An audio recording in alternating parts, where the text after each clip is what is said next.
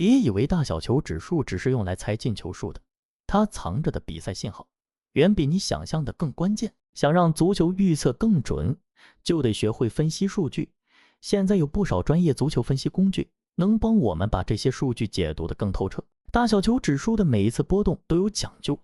而盘口的调整更是市场情绪的直接反应。专业工具能同时追踪大小球和让球盘的动态变化，比如当大小球盘突然从 2.25 升到 2.5， 同时主队让球盘水位持续下降，这可能意味着机构看好主队发力进攻，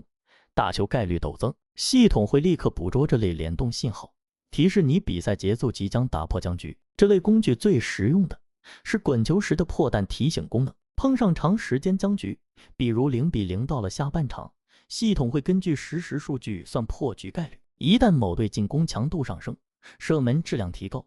系统会立刻发提醒，帮你在进球来临前做好准备。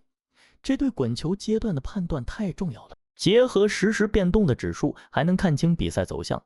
是继续僵持还是即将破局，是大球趋势还是小球格局，这些都能通过系统分析得出结论。到了比赛关键阶段，这种分析方式特别管用，能让我们临场判断更准，不管是看球还是预测，效率都能提升不少。所以你看，足球比赛的走势从来不是靠猜，更不是凭感觉，真正能提升预测准确率的是懂得从大小球指数、盘口变化这些细节中捕捉信号。而现在的专业分析工具已经能把这些复杂的数据整合起来，实时转化为清晰可操作的判断依据。无论是赛前布局还是滚球阶段的临场反应，都能让你快人一步，学会用数据说话，告别盲目下注。